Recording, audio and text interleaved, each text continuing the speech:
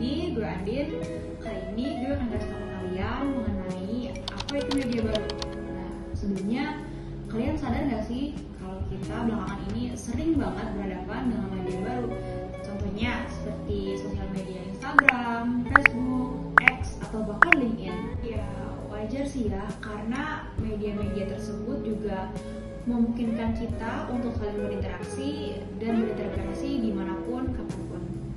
Tapi dibalik itu, kira-kira apa ya dampak-dampak dari media baru? Di era digital ini, identitas tidak lagi semata-mata ditentukan oleh interaksi langsung dengan lingkungan sosial kita. Sebaliknya, identitas kini juga dibentuk melalui representasi digital atau profil yang kita buat, konten yang kita unggah, dan bagaimana kita memilih untuk tampil di dunia maya. Di sisi lain, validasi eksternal menjadi elemen penting dalam pembentukan identitas digital. Media baru memungkinkan kita untuk mendapatkan feedback langsung dari orang lain, baik melalui jumlah like, komentar positif, maupun jumlah pengikut yang terus bertambah. Ini menciptakan semacam pengukuran sosial yang tidak terlihat, di mana penerimaan dan penghargaan dari orang lain menjadi tolak ukur bagi nilai diri kita. Selain dampak-dampak tadi, kita juga sering banget dengar kata-kata narsisme. Narsisme itu apa sih? Dan narsisme itu sebenarnya suatu hal yang baik atau buruk ya? Sebelumnya, kalian tahu nggak kata narsis itu dari mana asalnya? Kata narsis pertama kali diperkenalkan oleh seorang psikologi terkenal yang bernama Sigmund Freud.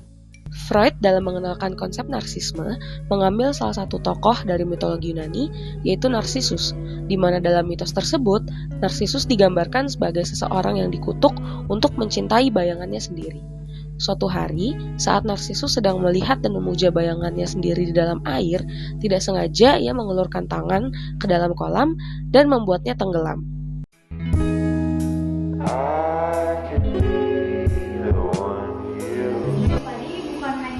Sebuah obsesi, tetapi juga sebuah peringatan akan kehancuran yang datang dari kesombongan dan kerusakan diri sendiri. Representasi narsisme pada masa lalu sering ditemukan pada seni atau sastra sebagai kritik terhadap keegoisan yang berlebihan. Tapi kira-kira bagaimana ya bentuk dari narsisme pada saat ini?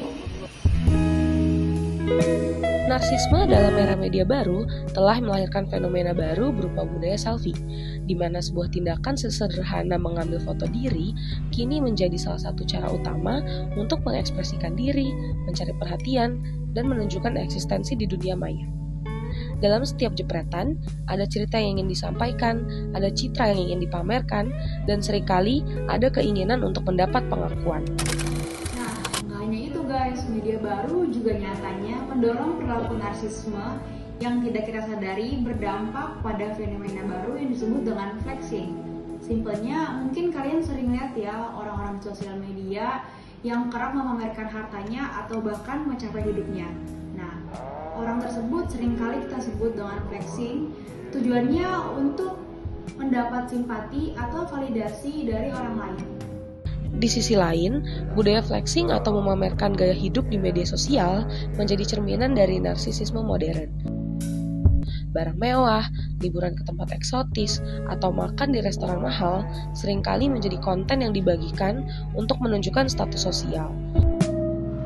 Namun, di balik gambar yang sempurna, muncul pertanyaan, apakah semua ini dilakukan untuk diri sendiri atau untuk mengesankan orang lain?